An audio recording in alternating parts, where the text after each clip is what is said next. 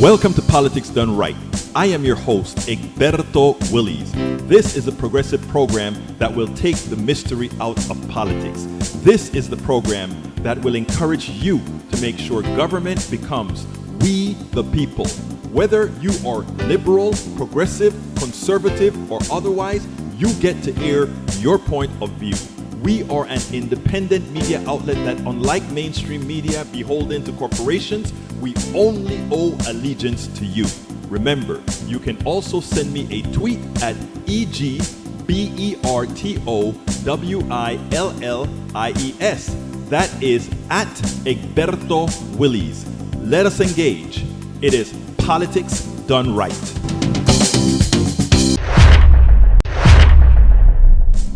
Well, folks, welcome to one more edition of Politics Done Right. I'm Egberto Willies, your host. Thank you so kindly for being a part of the show. We are going to have a great show for you today. How was your weekend? I trust it was all good. I trust it was all great. We're going to have a great show for you today. Anyway, how are my peeps doing? I trust everybody is doing fine. Welcome aboard. El Senor Patrick Magner missed you at the rally on Saturday, but I know you had to go and take care of business. Yvette Avery Herod, hi. By the way, Patrick is from Houston, Texas.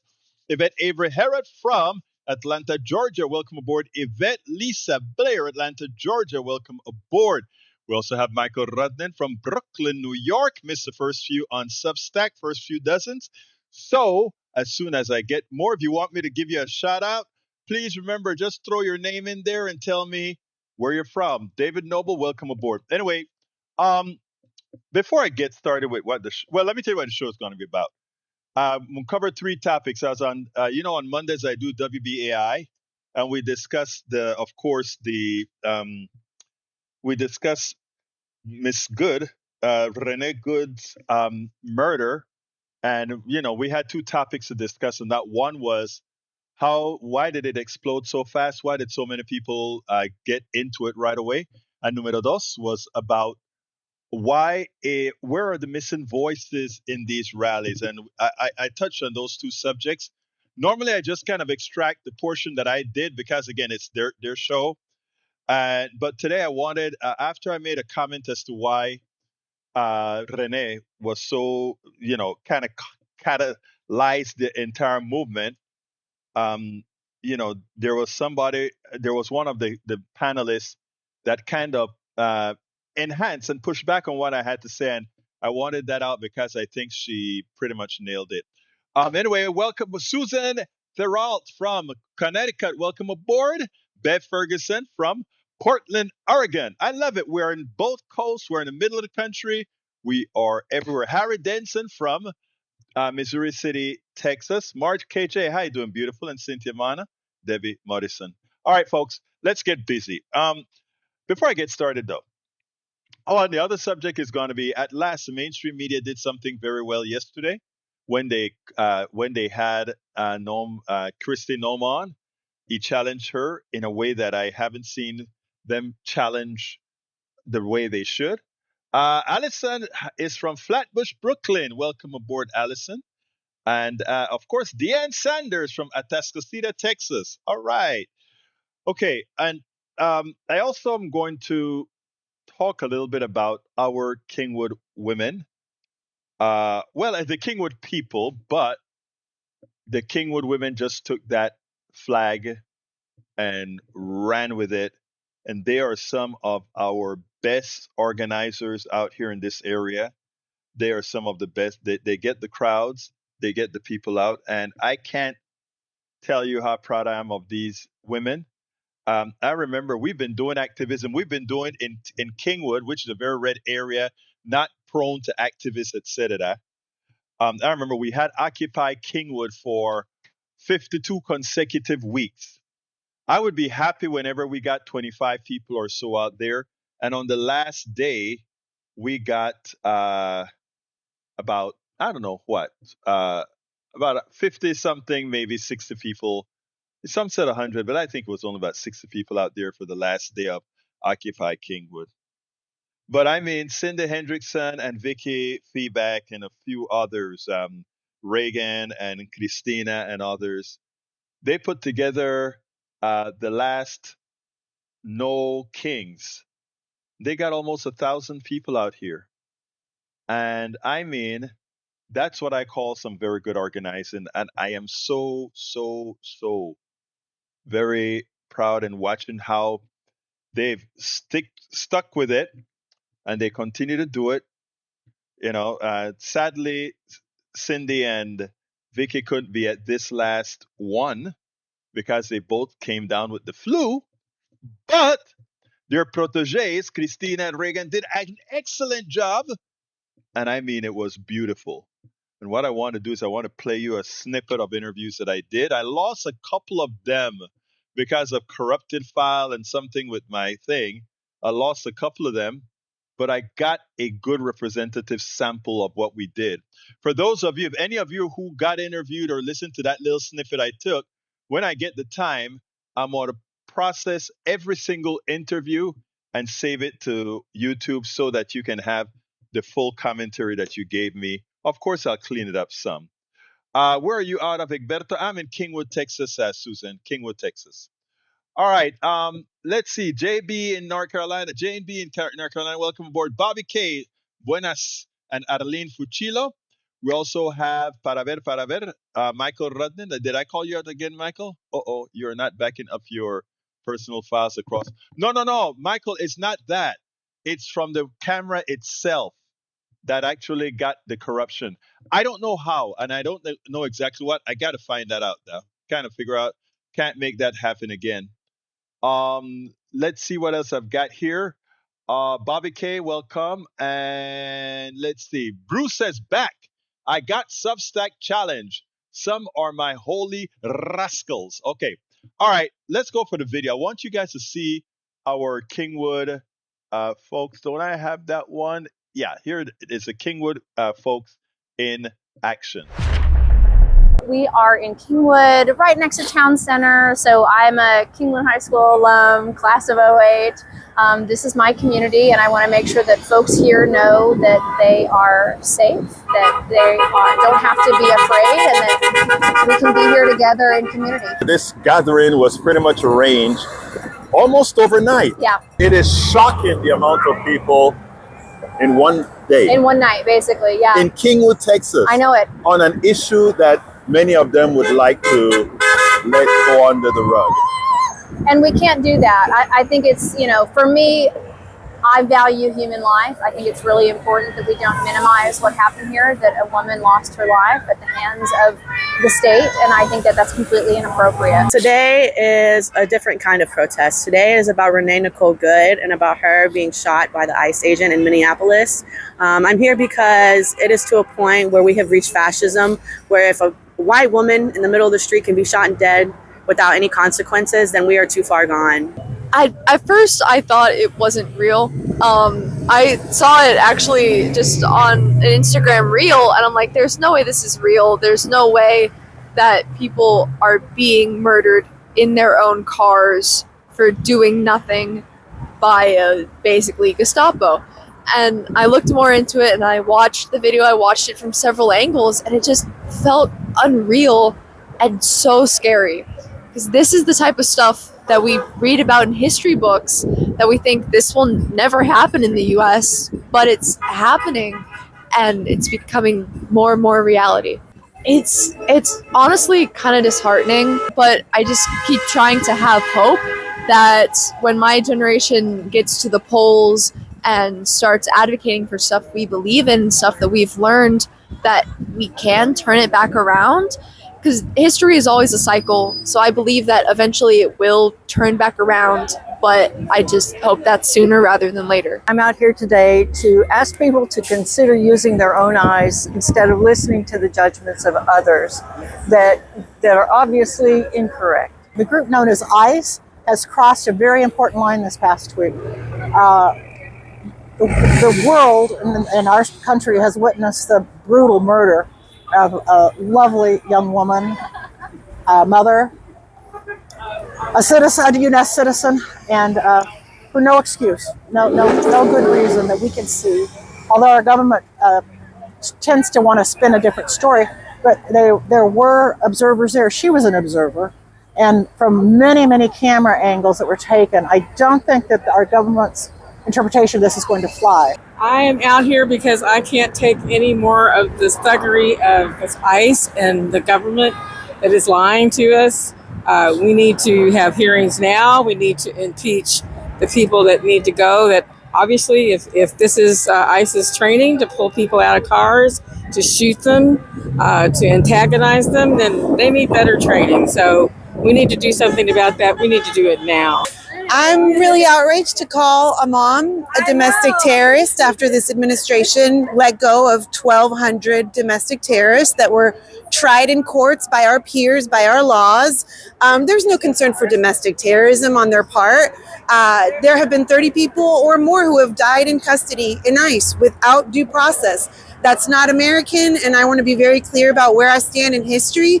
But I remember very clearly the call of the police officers on January 6th screaming, hold the line, hold the line. So I'm here with my fellow Houstonians holding the line. We're here to stand in solidarity with the people of Minneapolis and Portland and Chicago and Los Angeles and Memphis and New Orleans and Washington, D.C., with our fellow Americans, with our fellow humans. Because of the murder of Renee Good, and the fact that the government is always trying to whitewash it to make them look good, and they lie constantly. I am sad. I am disgusted. It's incomprehensible that there is no value placed on a human's life, and that a woman was brutally murdered, denied medical treatment by ICE because she was in the wrong place at the wrong time, trying to do what was right by people. And then, pig-headed ignorance, inhumane treatment, just despicable. To do something, to just not sit by and let all this go by without commenting, without making some kind of statement. It's just a tragic situation. It's unnecessary use of force. An innocent woman was murdered. It's just how obscene, how it was unlawful. It was not right. Right is right and wrong is wrong. And ICE is going about it the whole wrong way. They need to put on their professional pants and learn how to do it, to do things properly. I want anyone that has skin that is not like mine to see us out here and know that we support you, we care about you, we think this is horrible. It's completely inhumane, and I cannot believe this is happening in my lifetime. I thought, damn, they're going after blonde-haired, blue-eyed girls now. And at the same point, I'm proud to be from Minnesota. That's where I grew up. So for them to all be outside in this freezing cold weather and supporting her and trying to get rid of ICE, that's cool.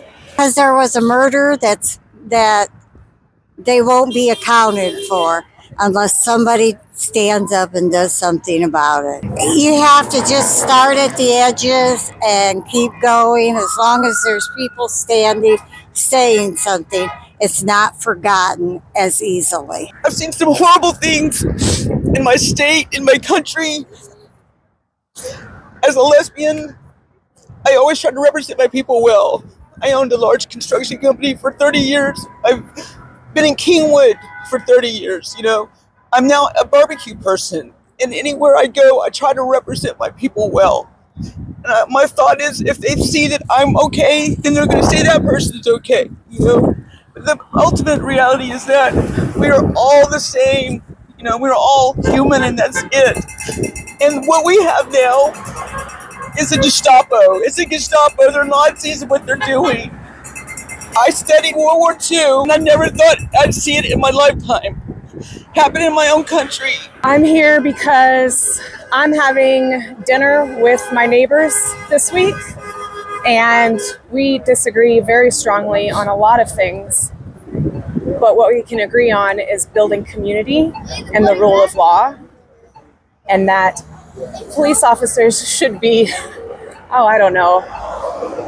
identifiable, not have a mask on, not be able to step in front of a vehicle and then murder someone. Yeah. I mean, there's so many reasons I'm out here. but I feel like in Kingwood it is a different impact. I want them to know that we're here and we're their neighbors. I love what April had to say. That's April, the last person that spoke. I love what I forgot her name. The woman who said she's a lesbian had to say that this hurt her to the core. In fact, when she started talking, she was collective, and then she just broke down and really didn't want to say much more. And I said, no, no, no. I think you need to say it because people need to see that it is so antiseptic, right? If you think about how we've been watching ICE and watching all the things that Donald Trump has done. To too many of us, it's been sort of antiseptic. It's not close to home. So somehow it's like you're watching a video screen of a nutcase. It is somehow like a nutcase. You're seeing these things, and can it really be true, right? You see these animals calling themselves ICE on the street, beating down people, throwing them to the ground, throwing undocumented workers and treating them like animals. And you sit back uh, and you wonder how how can we as a people, freedom lovers, people that we claim to be moral, so many claim that they are of the Lord, right? We know some of the most evil people, bar none, are these evangelical pastors who have aligned themselves with the right, money, and capitalism. We know that based on their acts. We know that based on their deeds. Anyone reading the Bible know about, and again, I'm not asking anybody to be religious, not religious, atheist, Christian, or what. Just on my case, I grew up a Catholic. I was born a Catholic, changed to then my mother changed our denomination to a Baptist. And then when I came to the United States of America, my first year in college at UT, I was a which is a sort of a new wave church that really lived and followed the Bible. And so I'm steep in Christianity, even though I am now a humanist, but I'm steep in Christianity. And everything that I learned in church, everything that is now happening in this country under Trump is anathema to that. Everything that I see evangelical churches doing is anathema to everything I learned in every single one of my churches, Catholic and Baptist, except for Maranatha. And my transition started there. And I'm going off beat a little bit because I just want to show where we're at here. I remember during the Maranatha, when I joined that church, in fact, because of Maranatha is why I became a humanist. I remember we were protesting on campus, and at that time it was about United States divesting from South Africa. We wanted the university to divest all the permanent university fund from South Africa. And we were building a big momentum. The South African Liberation Action Committee and all these other groups on campus were getting somewhere. And I played music in this church, and I went to the pastor and I said, I'd like us to be a part of the march as well. And I remember, and this was cold. I don't even know, we weren't even talking about slavery or anything like that. But this pastor thought I needed to know this. And he says, nicely, pleasantly, we went to the back of the church and he said, Egberto, the Bible never spoke out against slavery. I went to church in Panama. I went to church, 2 different churches I belong to, and nobody quite said that to me. And I'm sort of anal. I'm very anal. So I went out there to my home, and over the next several days, not weeks, days, I read there was no search that I could do a search in the Bible to find keywords or anything like that. So it was about reading, speed reading. And Madre Mia, I read the New Testament.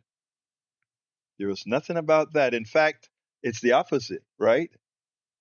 Slaves honor thy master and all that kind of crap you would find, you know?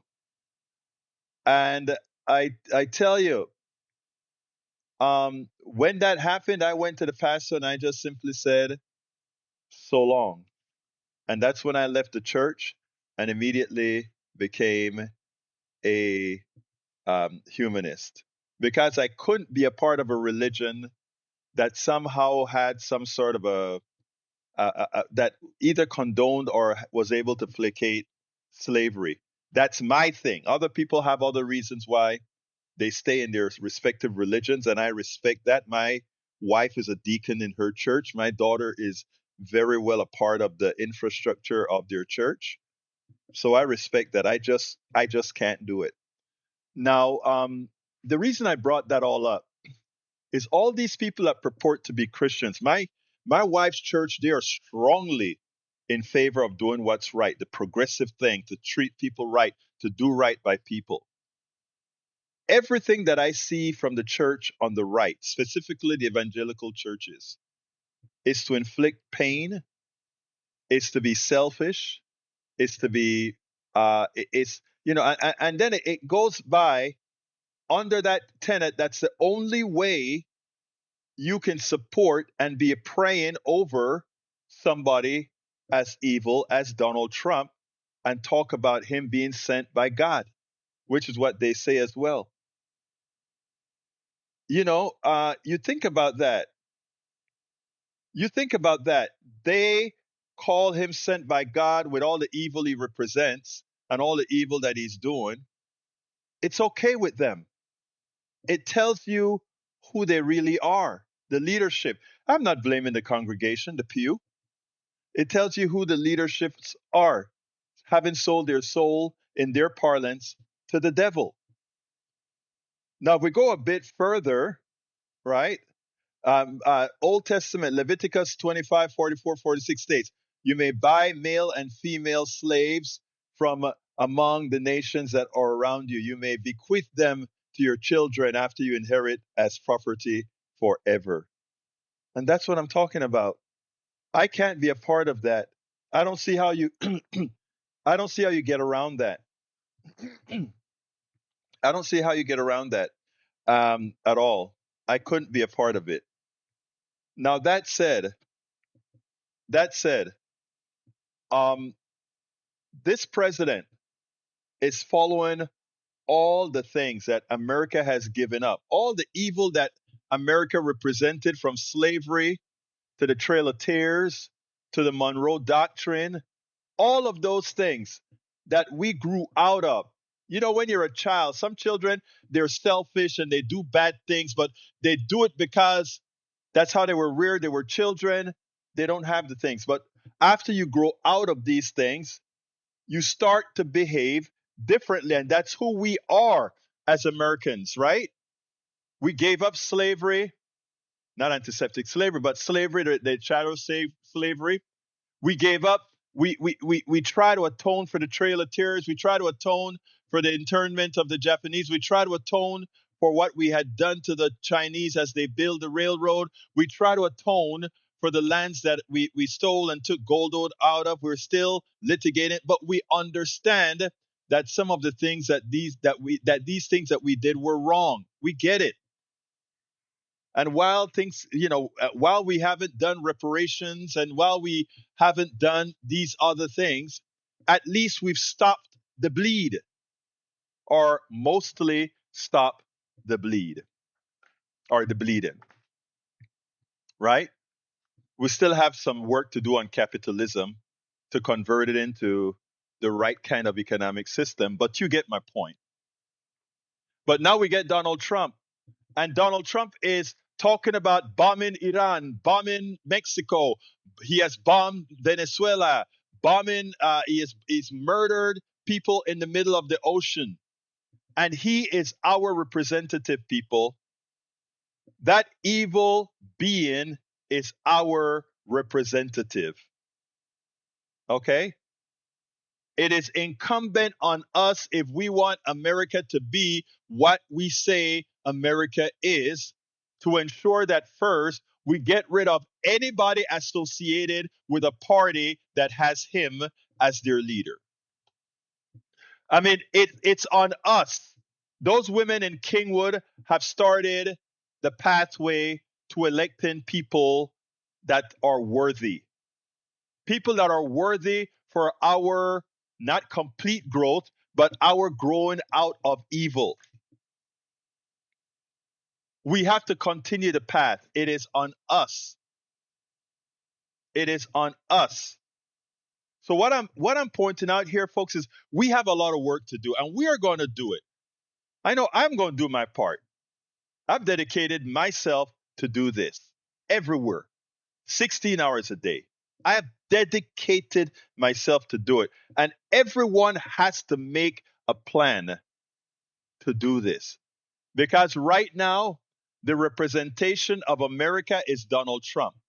And that these punks in Congress, these people that like to call themselves men in Congress, when I talk about women taking over, I am not saying this just out of the sake of my head. We have all those men punks in Congress that are scared, you know what less, of this president. My MAGA sisters are the ones who ensured that the Epstein files could come out, and one guy. I know we don't like MTG. I know we don't like Bobert. I know we don't like the one from North Carolina. I can't remember her name right now. But you know what? If I saw each one of those women right now, I'll give them a big hug. Because at least they're standing up to him. Okay? Okay, Redden, I get it. I know you want me to throw some of these guys out of the chat. I don't. Hear me out again, brothers and sisters in the chat. I don't want to lose those of you who are sensible because those guys piss you off. I don't want to. Okay? But let me tell you, we got to be strong. And we have to look at these guys for the jokes that they are. For the what is it? For the mentally ill that they are. I lost the way that I needed to say or what I really wanted to say there. They're sick. You notice I don't even, for me, it's the words mean nothing. They just parrot, and I think believe it or not, I think it does more good for people to see that they're mentally deprived, right? They're mentally deprived. Anyway, going back to the subject at hand, brothers and sisters. We have to do this. And for those of you who think we can't, I have to remind you that the fact that we're right here compared to where we started as a country says that good old Obama phrase that Obama kind of squandered. Yes, we can. And to put it a bit further, yes, we will. And all the things that I'm seeing right now tells me, yes, we will. Michael is putting some stuff that some shorts. I got some more stuff to play, but I've got, after Michael finds 10 stuff to play, I got to pick one. Hey, I tell you what, Michael, I'm only going to play two. Choose two of them, then tell me which ones you want me to play. I got, you do all of this stuff. I got to play a couple of your stuff, brother. Give me the two best ones. Don't make them long, please, my brother. And I'll play the two that you tell me to play. So, folks, and I'll play it after I play this particular video, which I want you to see how proud I was of El Señor Jake Tapper for what he did. Okay? Check this out, and then we'll take it on the other side. Yes, today I will give kudos to the mainstream media, specifically CNN's Jake Tapper. He did something that needs to be done over and over again. The evidence of the lawlessness of the Trump administration has always been there to see, not only behind the scenes, but overly available on video. First of all, January 6th gives a big database of wrongness, of evil by this administration.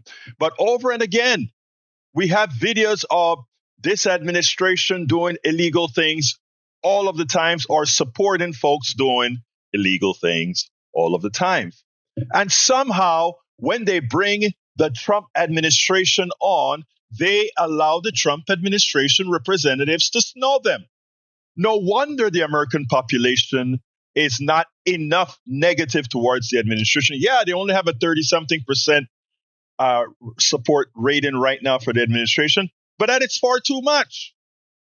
This administration should be approaching zero as far as support from the population, given the evil that it does. It should, in fact, the support for this should mimic exactly who these people represent, about 1% of the population. But again, when you have a media that hadn't done its job, that's what happens. But Jake Tapper had a flash of brilliance today. Check this out. I don't actually even know what you're talking about when I ask questions as if like that's an assertion. It's a question. How can you make a conclusion before an investigation? And there really isn't an answer other than you saw the video. I want to ask a question about the rules of how law enforcement is allowed to engage when feeling threatened, per your assertions. Because I want to show some video to you right now and ask, what is the appropriate response for the police officers in this situation?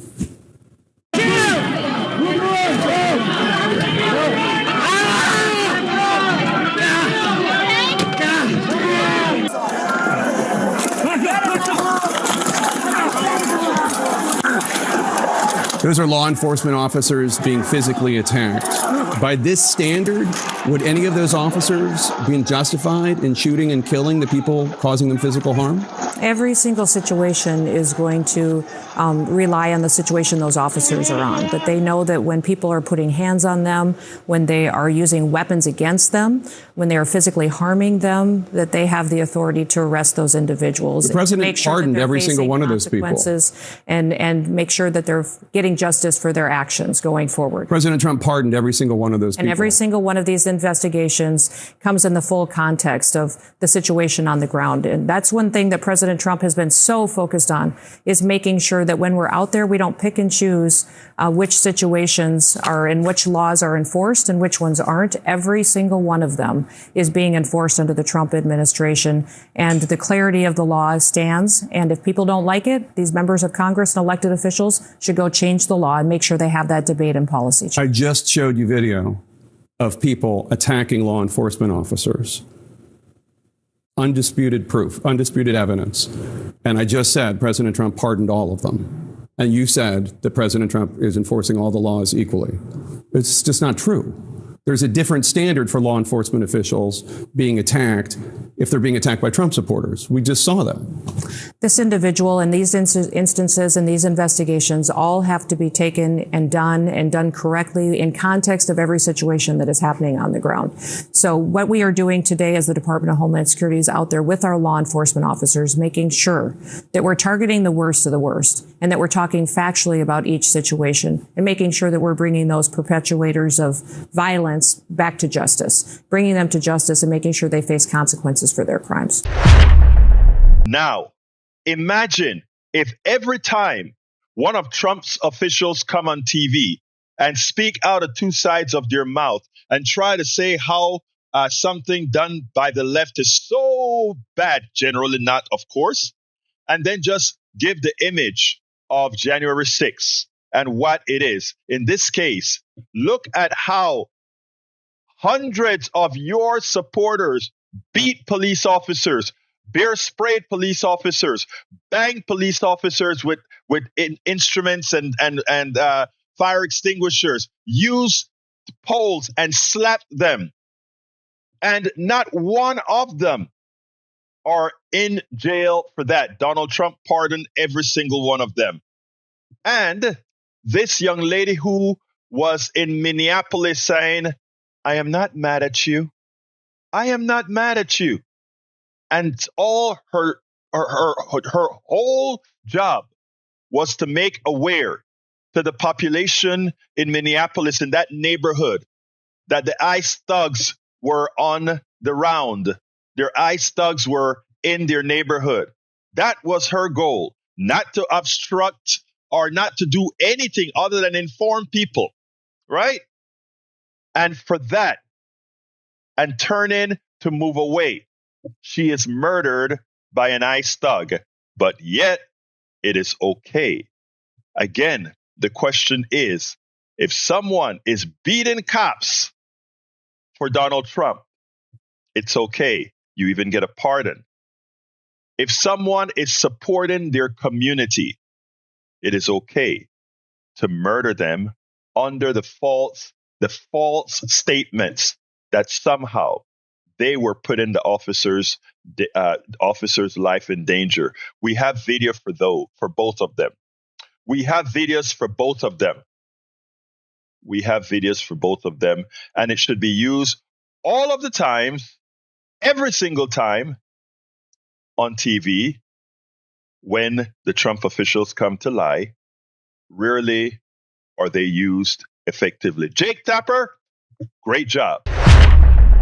All of our country's problems, from polarization to ignorance on domestic and international issues to a complete misunderstanding of our economic and healthcare systems, are a direct result of a derelict mainstream media that too often bend over backwards to support corporate or bought politicians' wants as opposed to the people's needs for real information to make their lives better. Independent media is the only solution to inform truthfully and factually. Why? Because our loyalties are to you, the ones who fund us with small dollar contributions and subscriptions. Please consider supporting our independent media platforms by subscribing to our Egberto Off the Record.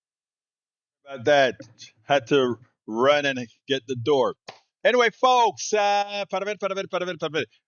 before I get started, I better get to Brother Rudden's 2 videos, okay? And then we'll continue this stuff because we're going to run out of time pretty soon. All right, Rudden. Hey, Rudden, it better be good. Better be good. All right, let's get busy. Para ver. Hold on. Let's put it onto the screen. All right. Rudden say this is top-notch good. Let's get it. We need Greenland. Cuba is ready to fall. Mexico, Colombia. Speaking of Iran, I think they're going to get hit very hard by the United States. With the US now actively threatening countries after Venezuela, here are just 10 of the many times it toppled foreign leaders over the years, regardless of international law. Number 1, 1953, Iran. Prime Minister Mohammad Mossadegh was democratically elected, but then he nationalized oil, which threatened British profits. The US was also worried about Soviet influence in Iran, so the CIA and Britain staged a coup, restoring full authority to the pro-Western Shah. For over 26 years, he became increasingly authoritarian until the 1979 revolution turned Iran decisively against the US. Number 2, 1954, Guatemala. President Jacobo Arbenz land reforms threatened US corporate interests, so Washington branded him a communist and backed a coup, replacing him with a military dictatorship. Decades of genocide followed. 3, 1960, Congo. Democratically elected Prime Minister Patrice Lumumba sought independence from Western control, so he was overthrown and assassinated with US backing, plunging the country into prolonged instability. Lumumba is now seen as a national hero and a martyr for the Pan-African movement. Number 4, 1964 to 1973, Latin America. From Brazil to Chile, left-wing governments were removed with US support. This fed into Operation Condor, a transnational system of US support for right-wing military dictatorships that carried out torture, disappearances, and murder. Number 5, 1983, Grenada. After an internal coup, the US invaded, ousting the Marxist military government. And because the island was part of the Commonwealth, President Reagan later had to apologize to Margaret Thatcher for not giving Britain a heads up. We regret very much the embarrassment that's been caused you. The action is underway now, and we just hope that it will be successful. Number 6, 1989, Panama. Manuel Noriega threatened US control over the Panama Canal. He was also charged with drug offenses like Maduro. So the US invaded, removed him, and blasted rock music outside the Vatican embassy, in which he was trying to take refuge to force his surrender. Number 7, 2001 Afghanistan. Post 9/11, war on terror, the US toppled the Taliban for harboring Al-Qaeda. 20 years of war followed, but the Taliban returned to power in 2021. Number 8, 2003 Iraq. Saddam Hussein was removed over weapons of mass destruction that were never found. The state then collapsed. Sectarian war and extremist groups filled the vacuum. And number 9, 2011 Libya. US-backed NATO strikes removed Gaddafi during the Arab Spring. Civil war then followed and the state fractured.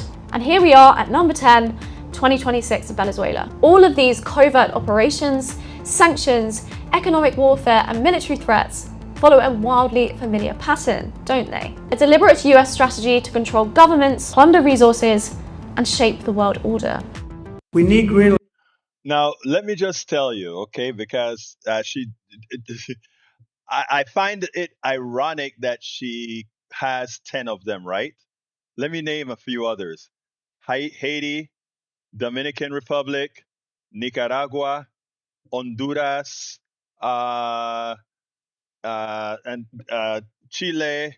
I don't think she did Allende, Argentina. I mean, we can go from what the Chicago boys were trying to do in the whole of South America.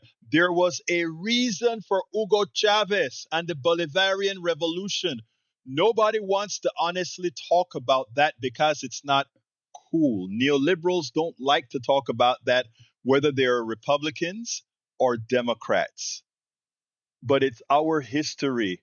It's just a continuation of the Monroe Doctrine. In fact, I'm going to be doing a piece on WSVW with WJSW. I can't remember it's anyway a station in DC. We're going to be covering just this, the Monroe Doctrine and how Trump is reviving it and causing all of us. We pay for this. All the health care that you're not getting, all the social services that you're not getting, it's because all the wealthy people are taking all of that into their war machine that profits the few. Folks, there's so much. If we knew, we would have a completely different government. Let me play the second video. Why did you give me that one, Radnin? You know that one was going to mess with me. Why'd you do that? Anyhow, let's go with another video from our brother. This one is about, let's see if he's going to tickle my fancy again. Let's see what he's going to do to me right now. Radnin, what did you do? Zohran Mamdani has been mayor of New York City for just over a week, and in that time, his administration has issued 12 executive orders. That's an insanely fast pace. Previous administrations took at least 3 months to get to that number. The biggest theme of these executive orders is housing affordability. New York is living through its worst housing affordability crisis in a century. Nearly half of all city households can't afford to live in the city by standard affordability metrics. Mamdani's new executive orders do a few things about this. First, Executive Order 3 revives the mayor's office to protect tenants, which was created in 2019 but defunded and sidelined under Mayor Eric Adams. The new order charges it with coordinating tenant protection efforts across city government, cracking down on repeat offending landlords, and advocating for renters' interests in housing policy decisions. Then we have Executive Order 4, which creates a Land Inventory Fast Track Task Force, or LIFT, which is going to comb through city-owned and city-affiliated properties in the next 100 days to identify all the sites capable of supporting at least 25,000 new units over the next decade. This lays the groundwork for the city's plan to build tons of new housing units to bring rents down for everyone. Executive Order 5 creates a parallel body, the Streamlining Procedures to Expedite Equitable Development Task Force, or SPEED. It's charged with identifying bottlenecks in the city's notoriously arduous permitting and approval processes and recommending fixes within 100 days. Together, these orders signal an administration that sees housing production and tenant protection as complementary rather than competing goals. Executive Order 8 directs multiple departments to collaborate on holding public rental rip-off hearings throughout the city. These hearings will collect testimony from tenants, advocacy groups, and legal service providers about illegal fees, retaliation, neglected repairs, economic discrimination, and other abusive landlord practices. The agencies must then produce a public report with a concrete plan for using existing enforcement powers and proposing policy changes. The process is designed to surface the problems tenants actually face under bad landlords and translate them into government action. The Mamdani administration signed several more executive orders dealing with other issues, like junk fees and subscription traps that let corporations reach into regular people's pockets with impunity, and the city's failing criminal justice and shelter systems. Mamdani's critics are predicting that his administration will fail to follow through on its policy plans. Honestly, they kind of have to say that, because the affordability agenda itself is so popular and so reasonable, the only real counter-argument is that it's not feasible. With these week one executive orders, the Mamdani administration seems eager to hit the pavement and prove those predictions wrong. I love this. Let me tell you better. They already called out Mamdani as he's going to fail. Of course, the governor also already given him over $1 billion for the 100,000 people to get child care, I believe it is. So she realizes how popular it is. And if she wants to remain governor, she has to go on the coattails of Mamdani. Every single Democrat, not only in New York, but around the country, better try to hold on to Mamdani's coattails. I got another video to play from what I did this morning on WBAI, but I'm going to can that because I want to talk now. Because I want to talk and point out a few things. We love to say, oh, let the private sector take care of it. You know, we don't want government doing it. Let's talk about that. There are many times. Let's look at rural communities. Rural, are you listening to me from a rural area? You would have had high-speed internet if we did not have the monopolies of the cable companies putting wrenches into the proposals to get you high-speed internet that would bring jobs to your communities. Why? Because those people that are hiring online folks who have high-speed connections. You in rural America would have had it. But you know, your rich people, your rich governments in red states don't want the government to go into these areas where the private sector have failed you. They don't want the government to come in and give you great service because they need to make a dollar on everything. They want to make a buck. And if they can't make a buck cheaply, they don't want anybody to do anything for you because they want to force you to give them your buck. Okay? All of these rural areas should be filled with fiber networks and high-speed communications, even though the support for building that infrastructure isn't there. But we, the people of America, would want to subsidize your high-speed networks. But the private sector says, no, that is government coming into your place and building that. That's socialism. Well, the best thing Mamdani said in his speech when he won the mayorship in New York, he said, I was elected as a democratic socialist, and I will govern as a democratic socialist. What that means, it has nothing to do with saying the means of production must all be controlled by the private sector. Let me tell you what it means. It means where the private sector consistently fails to act, government is big enough to do so. I repeat, where the private sector fails to give you an equitable solution, to give you an affordable solution, we, the all-powerful government, we the people, we have the ability to do so. And since over the decades, for no reason other than capitalism, rents in New York has been skyrocketing out of the purview of the people's own salaries. Mamdani said, okay, we will come in and we will use the power of government to do what the private sector has failed to do. We are going to find all properties owned by the city. And we are going to subsidize and ensure that we can build affordable housing that ultimately will compete with the private sector, who falsely wants to create scarcity so that they can zoom the prices up high and in the process make a killing on your back. I've consistently informed you, mathematically speaking, that the formula that governs capitalism is unsustainable. But because we've been indoctrinated into this from birth, it is so hard for us to take unless we simply do the math. What is it called?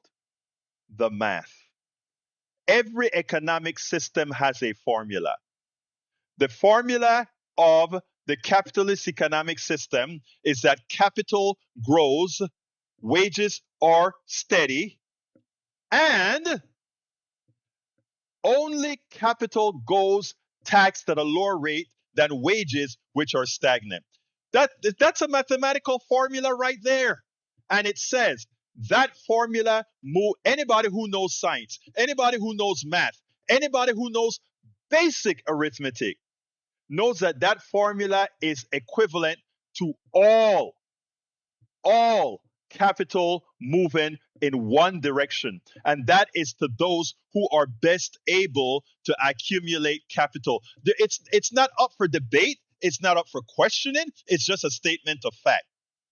We Americans have slowed down the corrosive effect of capitalism when we had much stronger progressive taxation, because as they took more, we continuously took back some. We never took back enough, but we took back some, right? And for people to say, you're taking the monies that I make. You didn't make that money. Bezos didn't make a penny of what he makes over a few $1 million. He didn't. Bill Gates didn't make that money. You want me to tell you who made that money? You did. But you see, your psychology, you have been taught in your psychology to believe because Bill Gates, because he sold MS-DOS, by the way, a terrible piece of software.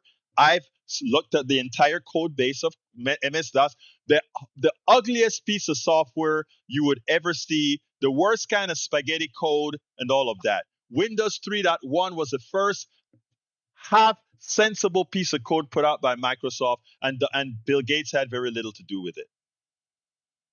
MS-DOS, the original PC-DOS version, out of a company in Seattle, again, terrible code. No, these guys didn't earn their money. They didn't earn their money. They made all that money on your backs. And at the same time that they made their money on your backs, they don't want to pay the taxes to at least show some gratitude. Let's be clear here.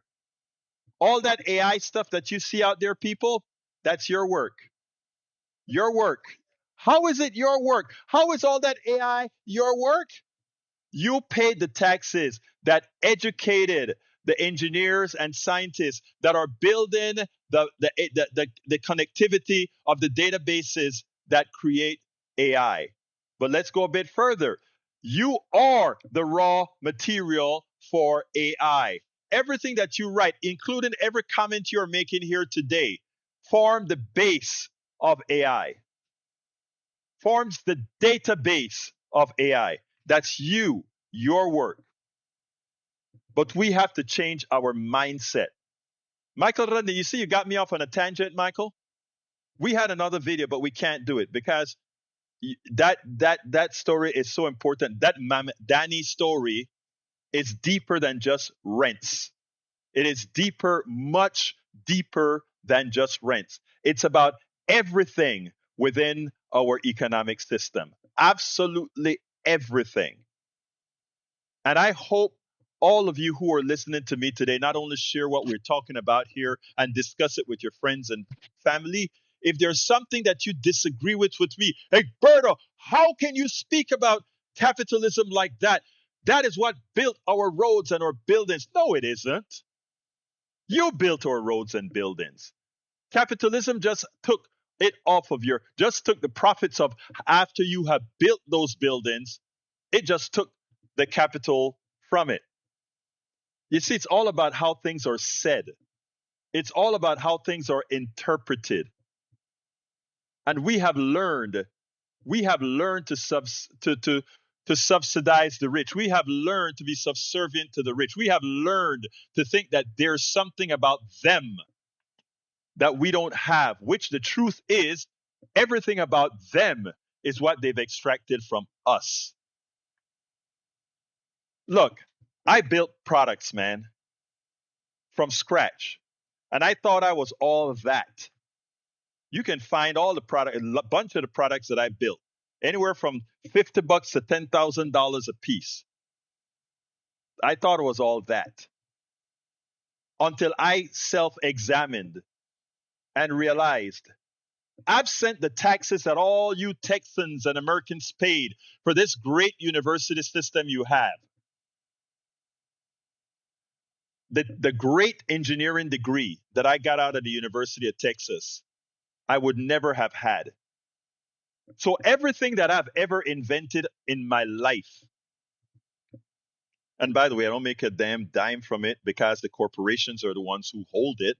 The products that I write, I threw it all into the public domain just about, except for the intellectual property of ComDRV NT, which, you know. But again, let me just say this factually. Everybody that you see inventing stuff and patenting stuff to become the singular profit center for that particular patent, please remember that that is a failed system because you had a part in everything that all of us have ever created with what you have invested in this country. I got to go. It's 4:00. Michael Rudnin, you put me on this rant, brother, but love you. You know I love you. You know I love you. You know I love you. All right, we got to get out of here. Folks, for those of you who have the wherewithal to do so, I want to ask you to please support the channel. I am doing this 16. I'm doing this 1624/7, okay? To make sure that we get the message out, to make sure that we inform, to make sure that we get the folks educated. So I want to ask you so kindly, if you have the wherewithal, if you're on Substack right now, please consider becoming a paid subscriber. It's how we get to do what we're doing here. You can all either click on subscribe and become a paid subscriber or go to politicsdoneright.com/newsletter. Those on the basic chat that I'm putting in right now, please consider becoming a paid subscriber. Go to politicsdoneright.com/newsletter. Help us educate so that we will vote appropriately, so that we will know that we have the pelotas to do what we must do. We have the pelotas to do what we must do. You can email me directly if you disagree with me. info@politicsdoneright.com. info@politicsdoneright.com. Love you all. My name is Egberto Willies. This is Politics Done Right. And you guys know how I end this baby. I am what? Out!